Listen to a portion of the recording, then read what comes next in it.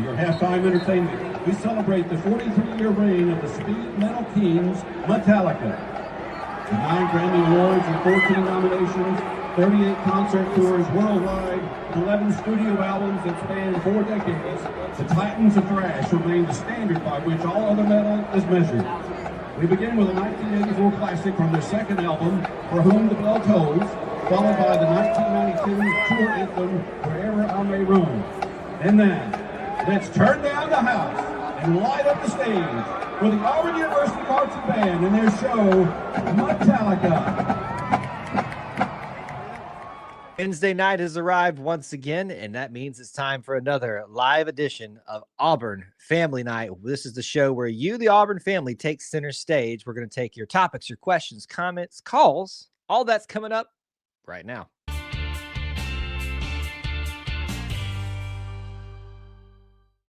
War Eagle, everybody, welcome back to another edition of E2C Network Live, where we get together, we sit down, and we talk about, we discuss, and share the Auburn experience, which to us is all about a few things: Auburn sports, Auburn culture, Auburn family stuff. An easier way to say it, though, is if it's orange and blue, it is what we do. So thank you so much for joining us in what we're going to be doing today here in our live Auburn Family Night stream every single Wednesday night. This is the show where you, our audience, and more specifically, the Auburn family, takes center stage. Where you want to discuss things, where you want to go, is where we'll go. Where you want to be is where we want to be. All those different ways we could go in the Auburn experience. You're going to have the opportunity here to shape the content of this show. And I'm excited to do that with you once again. And also be partnering, as we've been all throughout football season on Auburn Family Night, with BarnerSupply.com. Please do check them out by visiting their website, seeing all the great apparel and different things that they have there for you to help you barn out and barn hard. Support that Auburn ag-based culture, and don't let the Bama fans try to act like that's something that we should be ashamed of. We're proud of it here, and Barner Supply is proud of it as well. BarnerSupply.com. Links are in the descriptions here on YouTube, on the post where you're watching elsewhere. So we're very proud to be partnering with them, and we'll be mentioning them throughout the evening. BarnerSupply.com. All right. So for those of you that may be first time, I might actually have to do a little bit of an adjusting of the camera here too. So give me 2 seconds. We're going to do things on the fly. I'm noticing that it's knocking around every single time that we're doing some movements and things like that. So I'm going to try my best to adjust that. There we go. That should fix things. You get that type of stuff here on Auburn, on the Auburn experience. We're just real about some of the things that are transpiring and fixing things on the fly. Let me start off the show by welcoming you all in. Thank you so much for joining us. We got a lot of people already checking in, as they know how to do, letting us know where you're watching from, and letting us know you're here with a War Eagle. Certainly don't be shy throughout the chat. We would love for you to interact with us and let us know, obviously, that you're here, but also where you want us to go in these discussions. So some familiar faces already popping in. The call-in link is also available to you as well, and I'm going to move that one off of there. Check that out. It's pinned up at the top here on YouTube. It is fair game for anybody to use. A lot of you still have yet to utilize it, and you need to, because it's something that we give you the opportunity to shape what this show looks like in a different way. So check that out. Hit the link. You can be on camera or off camera. It's all fair game for the most part. I guess I should say most of it is fair game right now. Okay, so right here we sit with a lot of major topics while you guys are thinking about this. Let's certainly dive into what is most pertinent on top of Auburn families' minds right now. You certainly have gotten the DJ Durkin inaugural game under our belt. We have broken that down in so many different ways on various platforms and pieces of content that we do. Doesn't mean we can't continue to discuss that here. A lot of people are asking the question, is that a good enough start? Did he have a great first audition? All that kind of stuff. Yeah, we can talk about that a little bit more. I know that the majority of Auburn folks are thinking about, is this the, what what names are out there that we should be talking about or shouldn't be talking about? We've got basketball that's completed week 1 for both the men and women. They are both undefeated as of this moment, playing teams that you probably should beat, but there's that. And a very important game coming up this Sunday for Auburn men's basketball too. We're going to have a very busy Sunday if y'all didn't know, between that and Auburn Family, the Auburn Experience show. So that's going to be out there as well. Plenty of other things that we can discuss, dive into. So you all kind of shape where we're going to go and jump into that. Lots of fine people already here checking in tonight. Now, I've kind of given you guys the lay of the land, what we could or what we could choose to talk about. If you're interested in that, volleyball is going on that right now. I see some people talking about that. I haven't been checking in on what that on how that's going, but I've got it pulled up over here. Down a little bit to Texas, who tends to be pretty good in volleyball, from what I understand. Maybe we'll get a full update on that before Sam. So I'm curious if Sam's in the chat right now, if he's there right now, or if he's just watching it online. Neil got us started with a little bit of a discussion point. Lots to discuss. Auburn basketball game this Saturday is huge. Yes, it is. So what I want to caution Auburn folks on is this, is please, please, please don't take too many overarching big takeaways from this one very important game. I'm not downplaying how important it is, but it is certainly the first true litmus test of where you're at. If Auburn wins this one, it certainly changes in people's mind this notion that Auburn lost everybody. Auburn is going to be very hit or miss. We know the talent's there. We know that the scheme and the system is still there since Stephen took over for Bruce and he helped build that. But will it be successful given all those changes? No matter what way you're talking about those changes, that will legitimize it. If it doesn't, if there isn't a win, it doesn't mean that this team isn't going to get better over the rest of the season. But it does certainly act as a litmus test for so many people to dive into and look at. So we'll do that. Let's get going through some of these comments here so I don't get behind. Nothing is going to happen with the coaching until the season's over. Everything is speculation. Yeah, and so you have to remember that, right? Every person that's talking about it, everyone that's telling you, well, my source says this, or here's this note, it's all speculation. Some people do have some pretty good sources. I will admit that, but at the same time, it's all just speculation until that. I agree with Neil on that. Now, it wouldn't shock me if a certain candidate were wrapped up with what they need to do, that they didn't come a little bit earlier, but it just depends on who the choice is for Auburn. I think the first thing that has to happen is Auburn figures out, hey, are we going bowling or not? Because that kind of changes the trajectory of, does DJ Durkin continue to have an audition or not? So there's that too. This is from Stan. He says, Kiffin to Auburn. Remember, you heard it here. Well, to be fair, Stan, I've heard it everywhere, but we'll give Stan the credit for it, at least here, for one to call his shot for that. Micah says, I don't remember what the question was, but it was something you said you'd ask on here too. Yeah, let me see if Micah, I agree. Let me see if I can bring it back to my forefront. Yes. Okay. So I got it, Micah, but let me come back to it and let's make sure we catch up and chat here before we do that. If I call in, will you get sued for copyright? From the volleyball game, as long as you're not broadcasting the volleyball game for us, if you're broadcasting yourself, you're certainly, I will say we probably won't be able to hear you that much. So it could be a quick call in live from that if you'd like to. I'd love it. But yes, if you're going to be broadcasting the game, we probably would get in a little bit of trouble with that. So act accordingly there, Sam. But I appreciate your offering some interesting ways of doing call-ins. Mr. Manville, good to see you. Appreciate that. What else here? A lot of people checking in and saying, hey. Neil says, I've seen so many clickbait titles on some of the AU channels. Very annoying. Yeah, listen, I have been very upfront with this, that as a content creator, our job is to get you to click. I just don't like the practice of doing it just for the clicks. Now, can I also offer this bit of critique for the audience too? The only reason we do that is because we know you'll click. So it's kind of like people complaining about, well, the prices are too high at this place. Well, stop going, and then they'll start dropping the prices to get you to come back. So it kind of goes both ways. But I'm not saying that anyone specifically is acting with any integrity or things like that, but we know that's what's going to get you to click right now, or the masses to click. And so we have to kind of play to that some way. It's why Austin and I only really talk about it in jest on the Auburn Experience show. We've done the segment for 2 weeks now. What's your percentage confidence of these names? Really not even thinking about it, just gut reactions. Austin really giving his take on that. So that's really the only way that we like to approach it.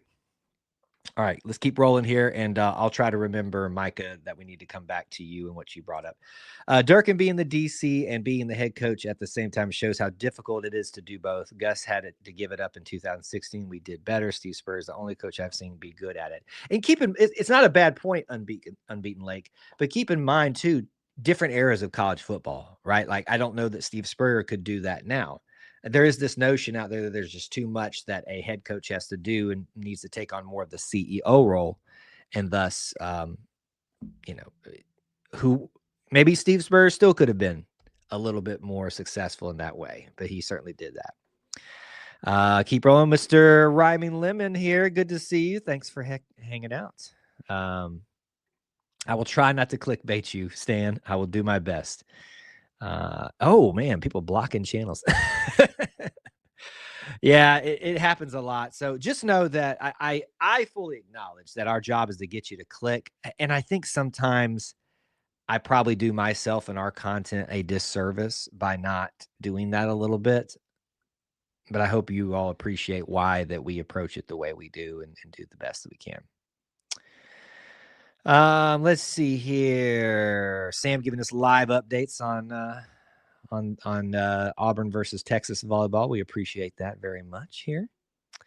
What else we got in here? Some Oklahoma commentary. Cool. All right. Let me present this question to you, and I think I've got it right in my head. Micah, you correct me if it. Let me just shut up and be more clear here. So I like to bring content across different platforms. So we do a lot of typically daily TikTok streams during the day, which people seem to enjoy for the most part. A good question was posed today, and I think it was his name, Bill's Mafia, on there. Maybe he's stopped by here before, so I don't know if he's in the background or anything like that. But his question was, what is the most underrated Auburn football game that you've been to? Now, obviously, underrated is a little bit subjective because one person can say, yeah, that's underrated, but nah, to me, it wasn't. So it really is what you think of that question. So I want to hear from you guys in the chat, whether you were there, whether you watched it on TV, you heard it on the radio, whatever underrated game for Auburn football means to you, what would be an example of that? I really struggled just off the cuff coming up with that one because to me, it's subjective. To me, it's a little bit hard to think away from the kick sixes and things like that. But then someone brought up a great example of the 2013 SEC championship game.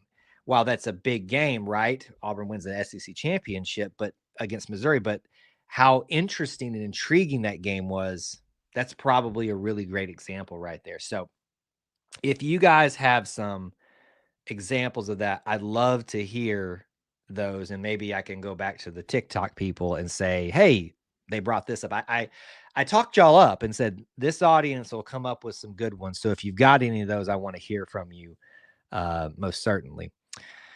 Let's see here. Neil says, I've never been to an underrated game. I've also never been to an AU game where AU lost ever. Is that true? That's pretty impressive if you haven't done that. Haven't been to very many A&M was fun. So yeah, even if this isn't about you being there, if you just watched it on TV, what's an underrated Auburn football game that needs to be talked about more?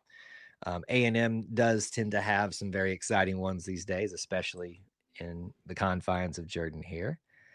This is from WT. The most underrated game I was at was the first Iron Bowl in Auburn. It can never be stressed enough how huge that game was. And see, I think that's where people would take issue with the statement that it's underrated, because I think especially if you lived your adult time during that, like I was very young and I didn't understand that all, the significance of that.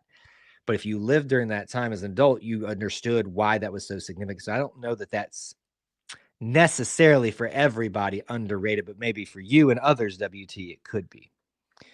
Rhyming Lemon says, if I could go back and watch a game, I would go back and watch the Bama versus Auburn with the field goal return kick. Well, that definitely wouldn't be underrated, but outside looking in as a different fan, I understand why you want to see that one. Thomas Manville says 2010 Auburn Clemson. Believe it or not, Mr. Manville, that one was brought up on TikTok today. So it is, you have somebody swinging with you in that way. For that one. What else? Anything else? 2013 underrated. Both teams were playing for a spot. And that's why it's a little bit, subjective, right? I don't think it's talked about a whole lot. And I think that adds to that underrated element. But that was quite the game. And both teams were just swinging for the fences in the, Auburn and Missouri. Let's see here. 2021 Iron Bowl, probably a little bit underrated in how fun that one was. Very much at the time, was very good. So that's one too. Let's see here if there's anything else. Tuberville beat Bama 6 in a row. I was there for several of those. Some of those might be some underrated ones as well. So whatever it is, like we had some conversations about a few here, whether it's modern, if you know a lot of games from the past. If you know some of those well, throw them out. I want to hear from you guys. What's the most underrated Auburn football game out there that needs to be talked about more? I think that's something that we need to hash out a little bit. It was a great question posed on TikTok, and I think it's a great question for us all to mull over as Auburn fans. Let's see here. A couple things, and we'll get our first caller in. Kyle, we know you like the TikTok dances, but not actually talking Aubie Facebook. No, I don't do the dances. I can't say that. Yes, who remembers that one? Honk if you sacked Brody Croyle. It happened a lot. I'm sure he turns the corner every time and just is scared about that.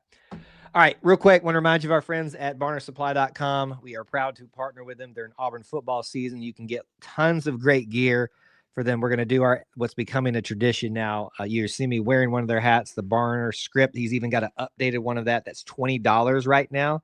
So we got a little bit more detail right here in this little swoosh part, or that swoosh. What is it? Swoosh part. Check that out.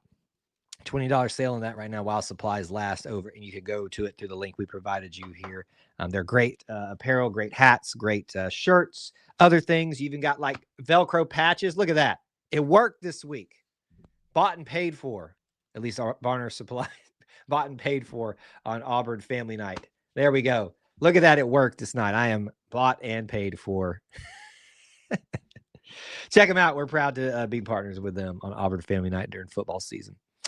A couple more things here, and we'll jump into our caller conversations about underrated. Any game with Bo Jackson. I got to see Barry Sanders growing up. Would have loved to see Bo once. So, yeah, think about the conversations that happen with that Rhyming Lemon. You've got those that lived over in that part of the world probably say Barry Sanders was the greatest, and then everybody else says Bo is the greatest here. Appreciate that. I don't know if we're going to, do that kind of right there. Let's see. Micah, the SEC is not the same without the East and the West. I missed the old SEC schedule. Maybe so. All right. Let's talk to our first caller. He's been waiting patiently. I think he's even snacking on something. You know him, you love him. Mr. Kevin, what's going on? Mr. Kevin, I cannot hear you. You are muted, sir. You have to unmute yourself. I don't think you're muted on my end. Let me see if I can. Oh, no. That can't unmute. No, you've got to unmute yourself. You might have to call back in and try again unless you can unmute yourself. I am so sorry. I don't know how to tell you to unmute. Oh, there we go. We'll get him back in just a second. Technical difficulties are tough. Let me get my bought and paid for patch on right now. Barnersupply.com. Okay. We'll wait for Kevin to call back in. He was being very patient. I hate that didn't work for him. But he'll be back in here in just a second. Back to the comment about the East and the West, the old SEC. Yeah, I do miss that to some degree, but it got too difficult to see everybody in a reasonable amount of time. So I'm happy that we changed to something new. I still think there's always room for improvement for scheduling and things like that, but something new has been beneficial. All right, let's try one more time. Kevin, I do think it is still muted though, buddy. I'm looking at you on the screen, but let me try it. Let's see if that's better. Yeah, you are still muted, buddy. I don't know how to help you. There should be an unmute option somewhere. That is unfortunate. Up. Try again. Let me try. Say something again, Kevin. Hello? Can you hear me? Kevin, I got no sound for you, buddy, at all. I am so sorry. So keep trying. We'll keep bringing you back in. I don't know what's going on in there. It just doesn't want Kevin to have his call tonight. It knows Kevin is the eternal optimist and doesn't want us to talk to him so he can tell us how we need to be better versions of Auburn fans. It's just been tough for him tonight. Neil says SEC could have had an East-West and way out West division. Way out West. If you know that song. Could have been Texas, Oklahoma, Texas A&M, and Missouri. I actually believe someday we are going to reach a point where the SEC and Big 12, Big 10 absorb so many other teams that they then just break them into divisions and we're back to conferences again. And maybe that's what fixes all of this, right? That would be kind of beneficial because right now what you have developing is the Southwest and the Southeast Conference. And so, right now you got Texas A&M, you have got Oklahoma, Missouri. You can throw Arkansas in there. You can throw probably LSU in there as well. I know people will say, no, they need to be part of the Southeast division. And you can even throw the Mississippis in there just to make all of that work a little bit. And then keep your Auburn, Alabama, Vanderbilt, Tennessee, Georgia, South Carolina, Florida, all of that together. Really could have made a wait out West one, Kevin, Neil, if they had done what I think they should have done and snagged Arizona and Arizona State. It was the last of those ones out there that still is not the Southeast, that isn't the furthest that it could be away. If you were going to do what the Big Ten did, it would have at least fit into a Southwest type of thing that made a lot of sense. Baylor joins the SEC at some point. That would be interesting. All right, Kevin, we're going to try one more time, buddy, and see if we can get you. It looks like you might still be muted. I am so sorry, buddy. It's been a struggle. So try again.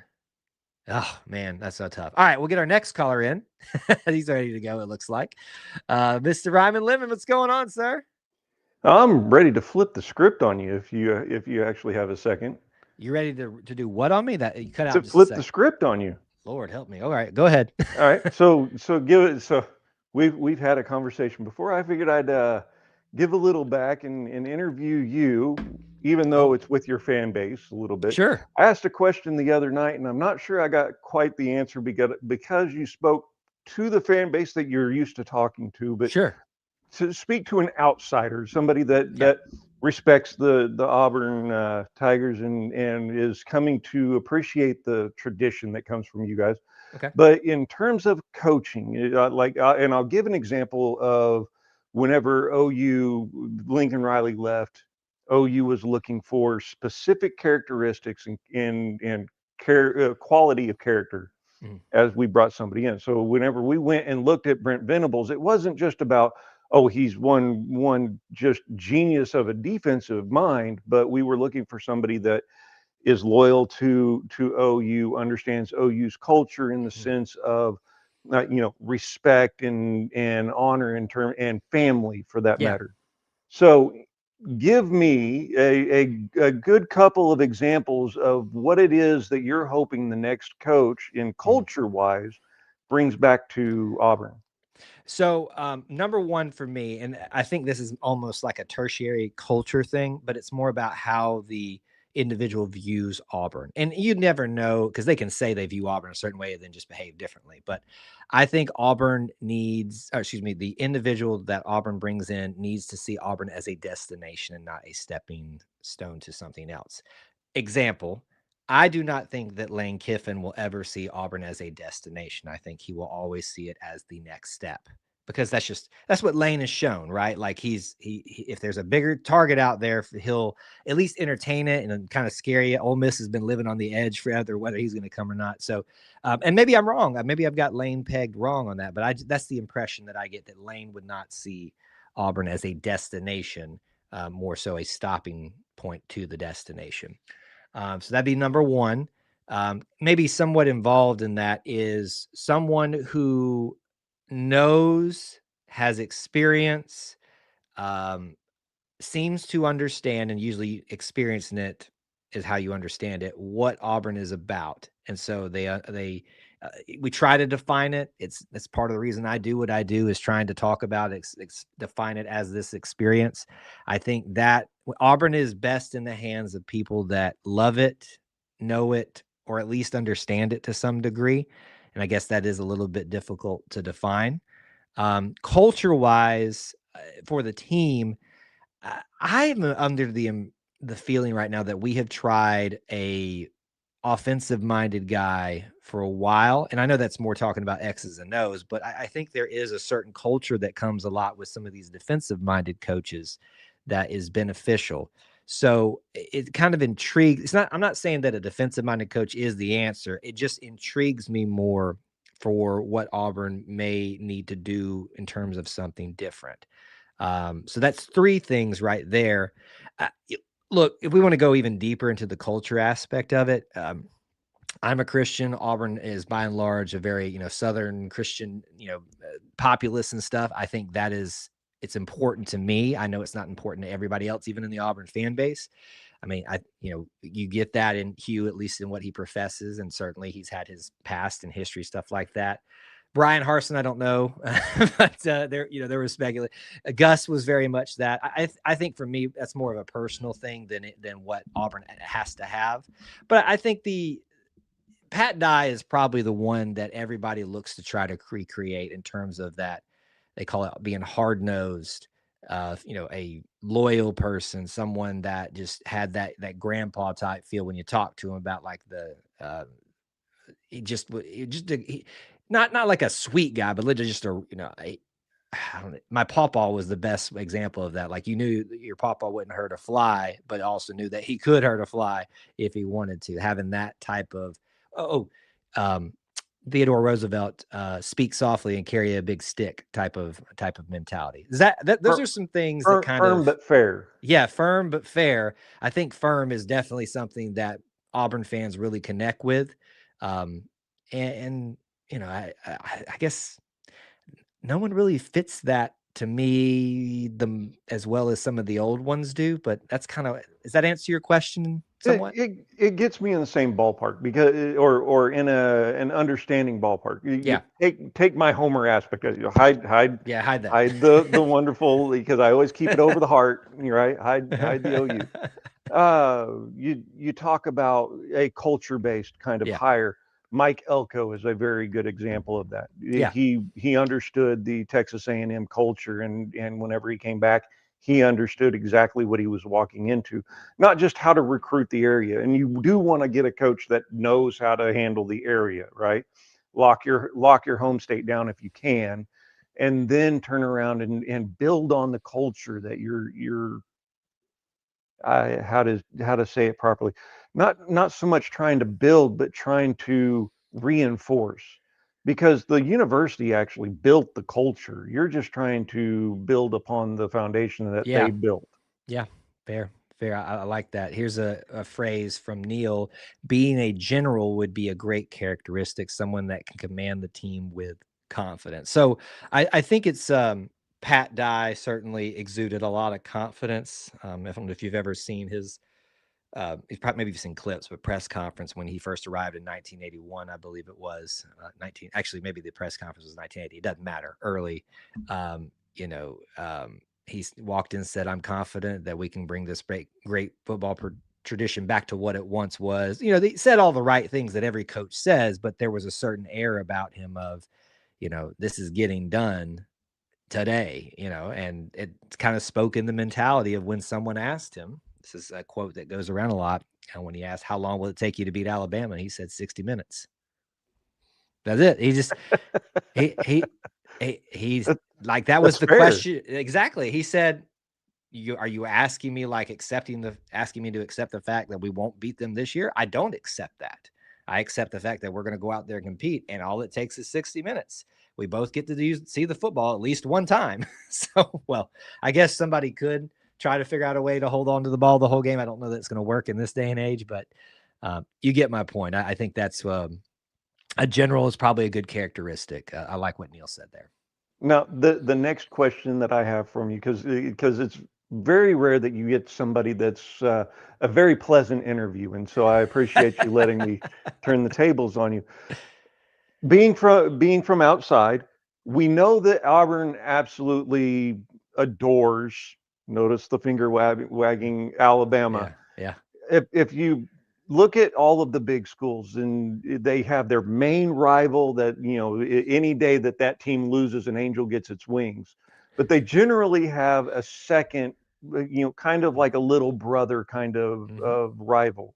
Yeah. So we know that Alabama can go step in several different fires and stub its little toe for the rest of its life.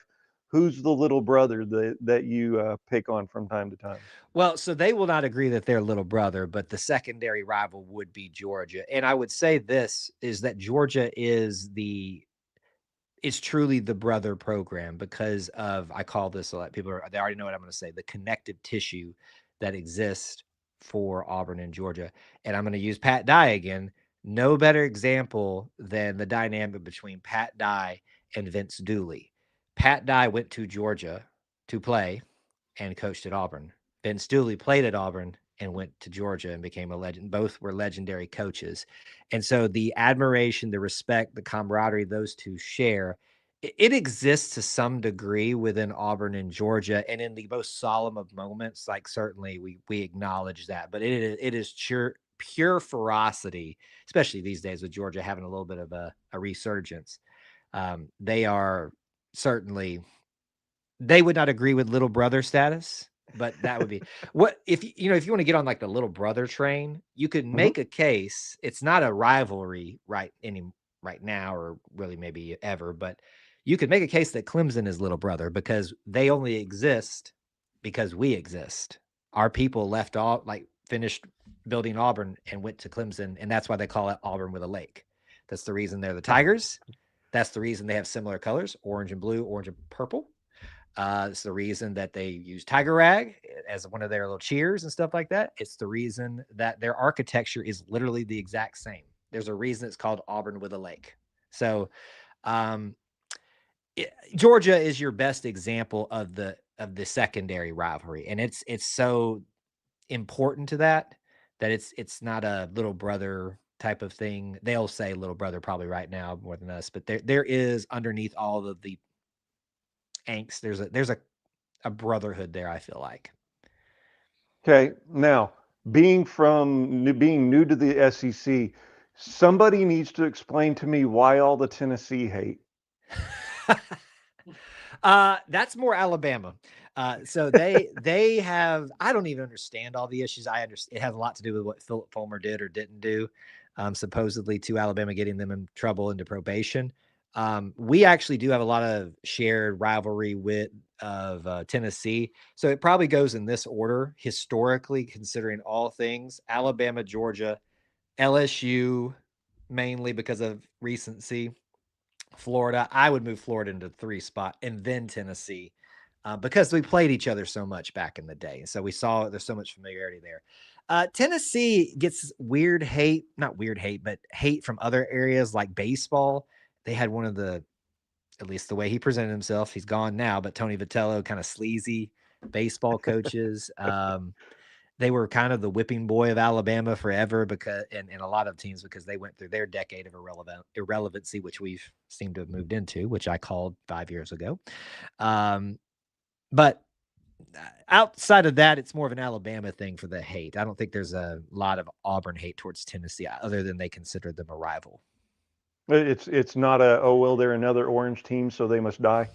Their orange team, their orange looks so bad. Like, I kind of feel sorry for them, you know? Like, I mean, like, it's not even a hate thing. It's a pity thing. Like, we all know that our orange is the best orange. So If it makes you feel any better, we look at Oklahoma State and say, well, that orange is what you would find on the side of a road on somebody cleaning. Yep. And then Texas is something that you'd find in a baby's diaper. That's a good one. So somewhere in all of that, that's Tennessee. You know, we call it puke orange, I think. It's we only do it because they get upset with it. But that's the anger towards Tennessee is more of an Alabama Tennessee thing. Auburn and Tennessee, there's some fun rivalry there, but that's about it. Really, in basketball, though, with Bruce Pearl having been that's where some of that kind of comes with Auburn. And so there is a really good history now of recent history of Auburn and Tennessee in basketball, as many times as they've competed at the end and played for the SEC championship versus each other, and with that shared history with Bruce Pearl. I got time for maybe another question or things like that, and I got some people lined up ready to go. So what you got? I'll go ahead and end it with thanks again for letting me somewhat interview you. It's always fun to talk, always fun to get on and you know, just share the respect and love. I appreciate that very much. We're enjoying having Oklahoma in the SEC, other than whipping up on us, but it's been fun so far. So I'll give you one more question. Yeah. What's 6'5", dashingly handsome, and disappears in a second? Oh, no, what? Oh, God. That was well played. I was not ready for that one. That was good stuff right there. Well, he actually disappeared on the screen. Did he come back? Oh. I wonder if that's actually him leaving the chat. That was pretty good right there. Okay. All right, real quick. And we actually do have 2 callers on the line, so just hang tight, guys. We'll get you in. We'll go to Kevin next, because he's been working on his audio issues there. That was well done, Mr. Lemon. Well done. All right, barnersupply.com. We love working with them. You hear me talk about them a lot, so go ahead and visit them now. I got great apparel, great hats, great logos. You see me wearing one of them. There's another one right there, the classic Barn A, which I know WT still needs the white silos next to it to make it the full AU look. I'll get to them and talk about that. And you've also got the Rising Barn, which you see here on our broadcast as well. Other things we'll talk about. See me wearing my bought and paid for patch. Barnersupply.com. Links are in the description. Links are on your viewing abilities, platforms, if you're watching on social media. All right, let's get to our next caller here. Mr. Kevin, have we got audio, sir? Yeah. Hallelujah. We figured it out. Kevin's here. Hey, go ahead. Number one question. How about Cam Coleman? 3 touchdowns. Did he have 3? Yeah. Was it 3? Yeah. I thought it was 1, 2. I forgot how many it was. How about this? I remember 3 incredible catches. I remember the one on the sideline where I swore he was out. I remember the one-handed touchdown catch, and then the essential one-handed 2-point conversion as well. Yeah, we should have won that game. Yeah, I think if the defense has a little bit more of what we saw the rest of the year, you'd probably win that game. The offense was there, full step the entire time. So that it's disappointing to see them rise up and the defense take a step back. But I mean, at some point, people were going to catch up to Auburn's defense. And I think we will win two more games. I hope so, because we got to do that to go bowling. So it'd be nice to go bowling. Probably go to the Birmingham Bowl. But hey, listen, a bowl at this point is a good bowl for me, at least. And our defense is playing good. They played good for the majority of the year. Certainly, this game was not one for them as a whole. The Baylor game left a little bit to be desired for times of it, although I don't think it was as bad as we thought at the time. But yeah, we got a pretty good defense right now. Here's a question from Neil. I heard it as well. Are those beagles in the background that we just heard? Those dogs barking? No. We heard some dogs barking in the background, and it sounded like howling. I thought, what is going on at Kevin's house? What else you got tonight, sir? And I still got 4 tickets to the Mercer game, Uh-huh. and it's on my dad's cell phone. So next week, sometime next week, I'll tell him to transfer it to my sister's phone so I can go to the game next Saturday. Now, Kevin, you have been teasing me for years now that I'm gonna get to meet you in person. So is this finally it? Am I finally gonna get you to meet you at Tiger Walk at the Mercer game? Yeah. All right. Y'all heard it here first. So we're gonna hold Kevin to it this time. But you got I hate to tell you this, it does look like right now, last I look at the forecast, it is going to be not so fun of a day. The high I think is about 64. It's a 60% chance of rain. Oh and my. it's going to be a 1 o'clock kickoff. So thankfully it'll be in the middle of the day. So maybe we can get a little bit of sun come out and warm things up a little bit more, but Yeah. it just doesn't look like How about it's gonna be that. how great. about the Auburn men's basketball team? 3-0, baby. 3-0 at home. Now, big one this Saturday, right? But it's good to be This coming 3-0. Sunday. This coming Sunday. Yep, we got a big one, an important one. And the tickets is like $43 each. Yeah, I've been shocked the price of some of the tickets that I've seen. I thought about going to Birmingham this weekend. We got a busy couple months coming up here for us, and there's a lot of stuff going on at the house. So I don't know that I can take an extra trip. My birthday was you on October 29th? The Friday. Yeah, we were on the 29th. So you didn't call in on the 29th, did you? That's where you were. You were spending your birthday away from us. I was here, but I did not have no phone. Well, listen, it's your birthday. You could do a lot better things than spend time with us on your birthday. So happy belated birthday. Yeah. I turned 50. The 50, baby. Looking not a day above 30, though. I love it. And I think, hey, when does the Auburn women start playing basketball? Yeah. They're already 4-0, man, or 3-0. They are. One of the two.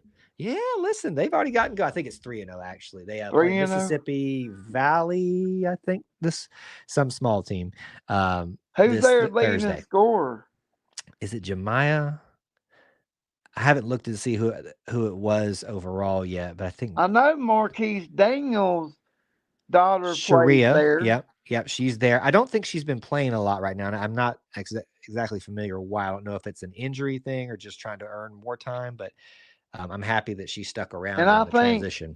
I think we will have a great softball and baseball season. I'm supporting softball this evening for you too. So a lot to look forward to in the Auburn experience.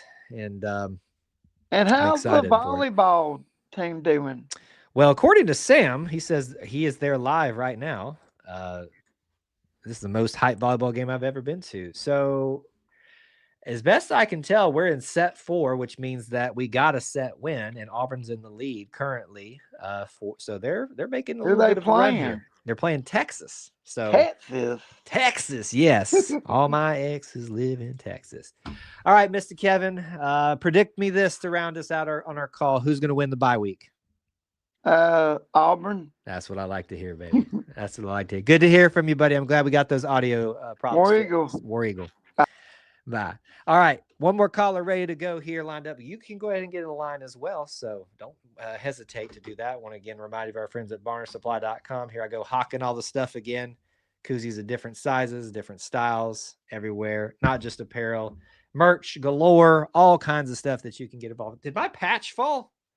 My patch fell. What is this? I got my bought and paid for patch. It's got to stay there. The Velcro patch. barnersupply.com. Make sure you go visit them and support them. They're a great Auburn company. We love partnering with them on Auburn Family Night during football season. Let me look at a couple comments here before we get out and get to our next caller here. That was from Rhyming Lemon. I'll get more questions from the other fellas to you. Also, I'll reach out to Unfair Sports to see if I can get a collab to introduce the Sooner Nation family as well. That's awesome. Appreciate it. Thank you. That it looks like he had to head off. So thanks for hanging out with us tonight. Tickets are $30. You can get one. Is that for the, I'm guessing that's for the basketball game, or if that's for Mercer, I'm not sure. Mr. Luttrell, what's up? Unbeaten Lake says, I really hope it snows at the Iron Bowl. All I'm asking for is a once in a lifetime game we can call the Blizzard Bowl. That would be awesome. I may or may not have experienced a blizzard in Jordan-Hare recently. I will neither confirm nor deny that. Can't prove it.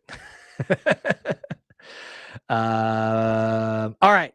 So, Sam, I see you in the background, but there's someone in line ahead of you. So I hope maybe the game will continue and we'll be able to get a live reaction for me right now. I can see both of you in the chat right now. So Thomas has been waiting the longest. Let's get him in and say hello to him first, and we'll see how it goes for you, Sam. What's going on, Thomas? Y'all. How y'all doing this evening? Doing well, man. I mean, as well as we can be in terms of, everything that's been going on. I'm enjoying a week of a little less craziness, though. I'll be honest with you. It has been fairly crazy over the last week or two in Auburn. A little bit interesting. What I'm not even going to hesitate here. Talk to me about Mason Murphy moving to center. Your thoughts? I'm okay with it as long as we're able to produce. I got no problems with it. Don't get me wrong. I love Cale. I think he's a great player. To come in and do what he did as a freshman, that's special, especially as a 17-year-old freshman. But he got a little bullied at Kentucky. He did, and that's understandable. This is a team that figured out what his tendencies were, and they had plenty enough film to watch, and they went in there and they bullied him a little bit. And I'm not mad at the kid one bit. All that matters is making sure that we can produce yards and score points. Yeah. So whoever's in whatever spot at this point during the year, I'm okay with it. Yeah. Did you see anything from Mason that stuck out to you in a bad or a good way, or just kind of got the job done? Because the offense moved. Yeah, very much we got the job done. Yeah. I mean, a 300-yard passer, a 100-yard receiver, a 100-yard rusher, and the quarterback ran, and Daniels ran for as many yards as he did and touchdowns. That was an excellent offensive performance. Mm-hmm. I can't find fault in the performance of the offense other than one or two plays, but one or two plays don't win you a ball game. Every play can win you or lose you a ball game. Yeah. Yeah. It was a little bit, I won't say shocking, but I was like, oh, we're making this move. So obviously something, they saw something. Again, I think Cale did a good job given what he was asked to do in the amount of time he was asked to do it. I even talked about, I think with you, that first play that he was in after Connerlou went down for the final time before he was injured for the rest of the season, that he made a great combo block with the guard to spring Jeremiah Cobb. So like right away, already making an impact. So he's got a bright future. Certainly know we need to make sure that we're putting the best that we have in the best positions for the best possible solutions for the team.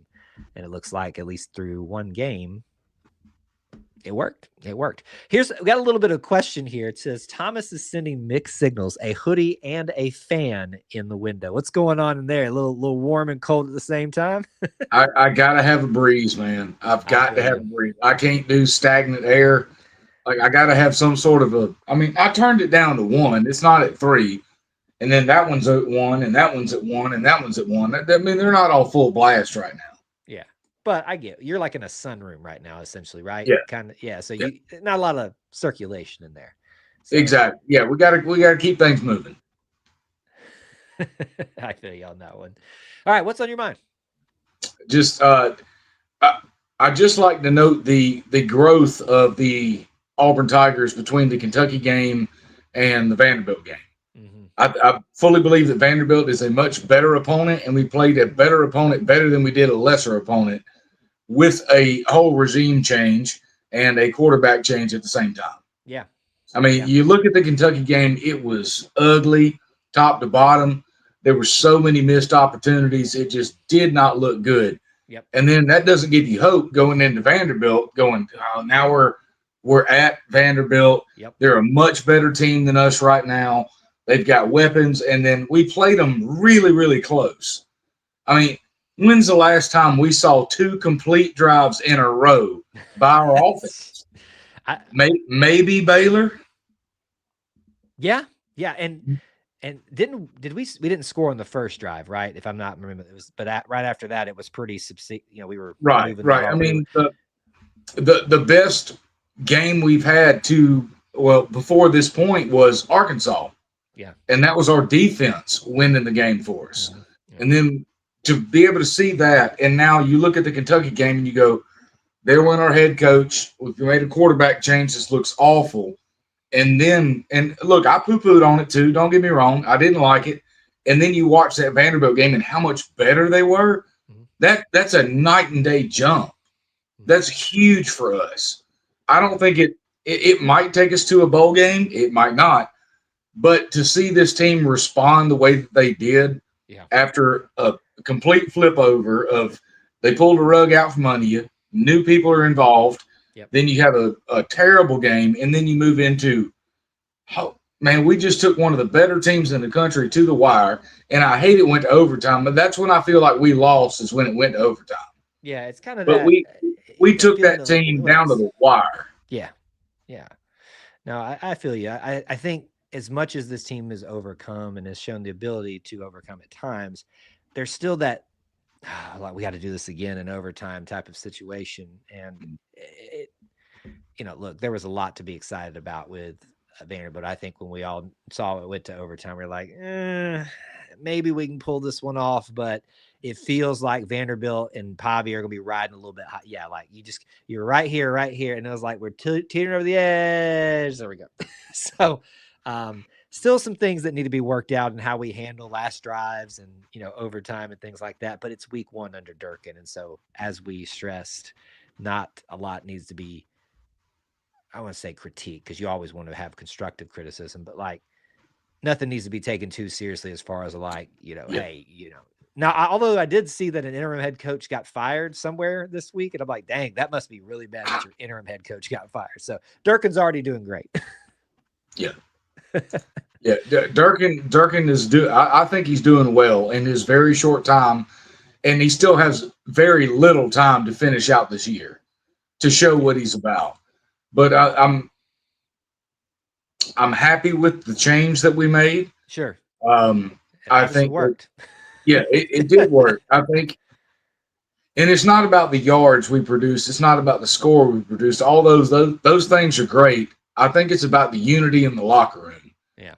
Where when there's upheaval, we kind of think, well, half these people are going to go this way, half these people are going to go this way. But I think that the Vanderbilt game did a lot to help bring some brotherhood back to the locker room that may have been missing. I'm not in the locker room. I don't know. I can just judge by what I see our players doing on the field. Yeah. Well, and I'll add to this. I think that brotherhood was there, and I think a lot of that has to do with what Hugh was known as a guy that I think even Durkin quoted as was saying that he sees beyond the player, he sees to the person. I think that's probably one of his strengths, and I think he did a good job of putting leaders in the right positions, even if the results didn't show up on the field. And so I think he empowered people like Keldrick Falk, who speaks into that locker room so well, I think, and not only what he does in the field, but just, I don't know if you've heard some of his like commentary about it and things like that, but just exudes leadership qualities and just calm, like for a guy, you expect these big, especially defensive players, to have this gruff mentality. And every time you talk to Keldrick, he's like, we're going to be fine, man. We're going to stick together, right this ship, all that kind of stuff. He doesn't, when you have guys like that are your captains, that are staying the course, it shouldn't be as much of a shock if you have the talent, which Auburn clearly does, that you can flip the script in a way that they did at Vanderbilt. And I know you said like I'm not even worried so much about the yards and things like that, but let's be honest. That was really nice to see this week. Like 500 yards of offense. I got to the post game show and I went, excuse me, what? So yeah, it kind of looked like the rest of the way this season has gone. The Vanderbilt game looked like we had some creative players, like we might have put some cheat codes in, and kind of bounce back to your point of how the leaders and how Freeze may have inspired those leaders. I didn't go to Auburn. I didn't graduate from Auburn. I'm just a fan. But I believe in my little small mind and my little small heart that an Auburn man is going to be an Auburn man regardless of who the coach is. Yeah. I believe that Auburn is a special place, and Auburn will infect you with love and support, and you're going to fight for those things no matter who the AD is, the coach is, the quarterback is, the center is. If you're a true Auburn fan and an Auburn man, an Auburn athlete, student, you're fully bought into that, no matter what the outside factors are or inside factors. When you love Auburn, Auburn loves you back, and it's cyclical. Yeah. Yeah. Well said. I think that's a great point. You can have that quality and stuff, but I think you see that brought out in just what it means to be part of Auburn, the Auburn family, all that kind of stuff. Like, I mean, in fact, it does. It infects you. It gets in you. And so, what's that like saying? Like, adversity can reveal character or amplifies your character, and even the good stuff can amplify that character as well. So I think there's a lot of people here in the chat that agree with you as well on that too. So, well said. I think. What else? What else you got in your mind? I love the Auburn family, and even though we've had a really rough, I don't know, however many years of football, 5-6 years, it's been rough. Yeah. But I think that the fan base is more united now than we have been in a long time, because we're all focused on one thing, and that's bringing Auburn back up. Yep. Having Auburn come back up to winning ways with Auburn culture. And I think that we're all united in the fact that, our leadership's made some bad decisions over the last 10 years or so. And we've had a lot of talent. We got a lot of talent to win. It just hadn't been utilized. So my hope is that whoever is the next man up to lead Auburn football is that guy who can do it our way. Yeah. And can do it consistently. Yeah. And can do it with love for Auburn in his heart because he wants to be there. Yeah. I agree, because, or whatever sport it is, he, she, doesn't matter. Sure. Yeah. But whoever's in a leadership position, like you said earlier when you were talking with the Oklahoma. Yes. And I'm so glad that guy's here. That's so cool to have somebody else from a different fan base engage with us and have a good time. And I know he's gone. He's not going to hear it, but like, you don't want somebody who's looking at this as a step up. Yep. You want somebody to see this as a destination job in our head coaching search for football. Yep. Is we don't need somebody who's going to be here for 3 years and then is going to roll to the NFL or going to roll to Oregon or USC or one of these other destination jobs. Yeah. I think with the talent that we have right now and the talent that we're going to bring in with our NIL, which is just a thing these days, I think that we are a destination job. We don't look like it yet, but I fully believe that Auburn is a destination job for a great head coach who can come in and with our resources, we can move back up where we think we ought to be, where we feel like we ought to be. The rest of the football world doesn't see us that way. But us as Auburn fans, we see ourselves that way, and dadgummit, we ain't going to quit. We're not going to accept mediocrity in any sport.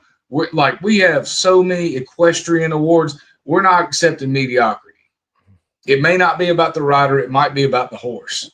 Sure. So we got to bring in the right things that we need to bring us back up to prominence. And I think right now is the time. I think we've made mistakes over the last 10 years, and this is the time that Auburn can rectify it. And I think that all of us as fans are behind the university and these players of who's going to be the next guy to come in and lead. I mean, we could be sitting there watching the next press conference and watching. I've harkened back to it a lot this call, and I don't mean to put Pat Dye on a pedestal, but that press conference where I believe with the support of the Auburn family, the administration, all that we can get this great football tradition back to where it once was. It feels like that moment is primed for that to happen, but we'll see. Only time will tell. Hopefully we get it right this time. And I love the positivity you're bringing tonight, sir. I mean, what was it? In the Battle of the Bulge, Bastogne, the American general, received a dispatch from the Germans for said, "Look, surrender. We've got you surrounded." His response should be the same as all of us Auburn fans right now. Nuts. Yeah. We're not going to lay down as a fan base. We're not going to lay down as a university, as a student body, as an athletic body. Right. Auburn, we have not always won, but we're always going to fight. Right. Well said. I love it, man. Love it, man. Love to hear from you as always. And well, I guess we don't have a game this week, so we can't really talk any game next week. But new era bit loading here right now. Hopefully, we'll have some information. It sounds enticing the weeks that come and what that new era might look like. But I hope that somebody knows the answer before the end of the season. But I hope that we don't hear it and the players don't hear it until the end of the season. Yeah, I would think that's probably the best case scenario. But you never know these days. Things will leak, and it'll be Pete Thamel that breaks the news before any. That's like the new one that breaks the news now. As much as we don't like him from the Cam Newton days, like usually he's the one that reports it right before it happens. I think he broke the Bruce story. He broke the firing story, all that kind of stuff. So hopefully we'll know something in due time, but when it's appropriate to know it, sir. Good to talk to you. Good to hear from you as always. Absolutely. War Eagle, y'all. War Eagle. All right. We are right at our hour time, but I can take one last call if you'd like to get in. Sam, I don't know if you're still there. You tried to call in, but I had to honor my good friend Thomas, who was waiting patiently on the line there for so long.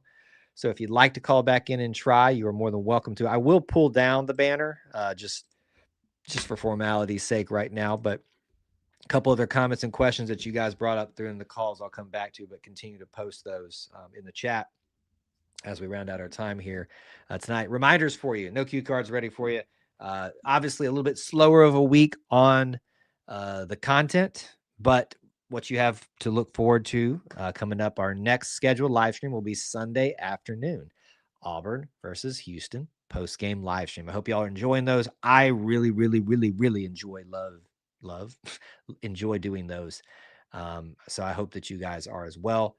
The Auburn Experience, episode 150. As of this moment, I don't foresee us having something super special for 150, given just some timing of things for me, but maybe you never know. It'll still be special if we're all together. So join us for episode 150, 9 Eastern time, 8 Central. And then we'll start it all over again the next week. We'll have Auburn Family Night. We'll have post-game shows for basketball as they happen. We will have a preview and prediction show unless there's a conflict on Thursday, and then we'll just keep on cycling through it. So plenty of content out there. Join us everywhere for what you got here. All right, comments, questions to round out the show. Stan wants us to remember that he called it Lane Kiffin. We'll see. Where do we got going on in here? Some of y'all's content. Latrell says, I need a podcast. Everybody's got a podcast these days. You know what's funny about this, Latrell? When I started doing this in whatever the first iteration was 2014, right after the the national championship loss. Podcasting back then was so new and so different.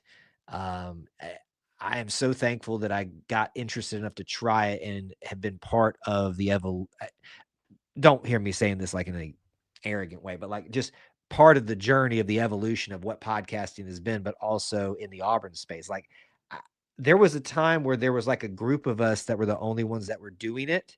And then most of those, aside from myself, AU Wishbone is somebody that survived from that time. I struggle to think of anybody else in their current iteration that's still here from I guess golden years is what you call it, of Auburn podcasting. And now it's all of the main big players, the 24/7s. They have their own, and even, some other people out there. So it's just been wild to see how that has changed throughout the time. Micah had a question earlier. I wanted to go to this in terms of coaching. I know you said something about wanting defensive coaches. I think that's what you meant. But what about Brian Double? Because he's an offensive minded head coach. Now he's tainted by Saban. I don't want him. Listen, what I want doesn't really matter. Whoever they decide is the best option is who they're going to take. I think we need a defensive guy just for a change of pace. We only hire Arkansas State coaches, so I guess that means Butch Jones. Lord, no, please, please, please, please, please, please, please, please. Stephen, thank you. Great comment. There is a podcast room in Heyday Market, and Sam might start one. Now, Stephen, I hope y'all got some money because we have looked into that. Me and Austin have wanted to do a show from there, and we heard their price, and we said we are good. So right now, that's not an option for us. One day, maybe. We would love to utilize that, but it just doesn't, it's not on the table right now for us. But that's a cool looking studio.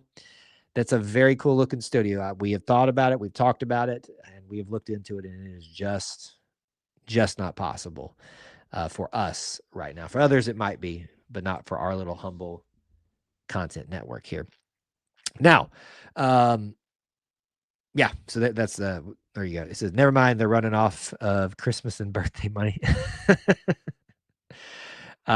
You'll pop up on the next episode. Anybody can call in anytime. The links are in there and even on the Facebook chat. So please take advantage of that. All right, last minute questions, comments, topics. Once again, we want to thank our friends at barnersupply.com. I've shown you a lot of the gear and stuff we'll end tonight with some of their cool stickers that they've got. Rising Barner, different sizes. Barn Hard, Barn Out right there. The little lane thing is kind of taking the glare on that. That one's there. Barner Supply, you can put these everywhere. All kinds of good stuff. We've shown you hats. We've shown you koozies. I'm wearing one of them. This isn't the only thing that they have for gear and merchandise there. So I would really appreciate it if you would support them. And by doing that, you support us as an affiliate of theirs. Go check them out. Follow the links here when we get done for barnersupply.com and checking them out. All the great things that they have there for options. In fact, I will, if this works, I don't know if it will. I'm trying to do it now. It's not going to work for me. I was going to try to put the link in here for you guys at the last minute. And you can just head on over there right at the end of the show. We'll see if it fixes. By the way, here, as I'm stalling for this, volleyball has made a roaring comeback, and they are fighting Texas off in the 5th and final set, which is much shorter than all the other sets for Auburn volleyball. I know it's not just everything's cup of tea, but if you can go over to SEC Network Plus, which I'm sure it's on right now, you're going to see a wild finish with Auburn trying to find a way. They've had a pretty good season thus far. So I would go check them out if you haven't done so already. Here's your link. Oh, my goodness. What is going on? Why is all of this not working out? I was going to try to get you guys this link, but it's doing some long form thing that I cannot figure out. Let's try this one last time. If not, you guys can just utilize the link in the description, and that's on your post up there. Let's do this. Let's try this. There is your link, barnersupply.com. Check it out. All right, final questions. What have we got here? Happy late Veterans Day. Yes, thank you for your service, WT, and everybody else. I know it's said a lot and probably said not sincerely enough, but we sincerely do mean that. Come podcast from the sunroom. I'll be our barbecue. Don't tempt us with a good time, Thomas. Austin is going to have to be okay with that as well, but don't tempt us with a good time. If Steven beats Kelvin Stampton, should we build the statue? Now, Bruce has done it, so I don't know if that makes him. Bruce has got to have his statue first, though. Latrell, that's a little bit bigger than conversation. There is no one way to do podcasting. There's ways to go live on there. It's a little bit more complicated than how do you do it. It's not that complicated. My best advice to you is just find a way that you can record your audio and put it up online. There are 1,000 different ways you can do it these days. It's much easier than when I started it. Alan asks, do you like Brom? I know you're going to get behind who he hired. Just curious. I don't know enough about him. It's not a name. I don't even know who he is and where he's from, but it's not a name that excites me. Not many names do right now all that much. I mean, obviously, I'll find a way to support whoever is there, but it's not one that really excites me that much, to be honest, Alan. All right. Thank you guys so much for hanging out. Auburn Family Night, good one. We had great calls. We had great questions and topics this evening. I always enjoy Auburn Family Night, but this was an exceptionally good one. Put it up there with some of my favorite ones that we've done. You guys are the best little family within the Auburn family. And as we go, I want to remind you of these things. The Auburn Creed asks you to do this: do justly, love mercy, and walk humbly with God. We ask you to do the same. War Eagle.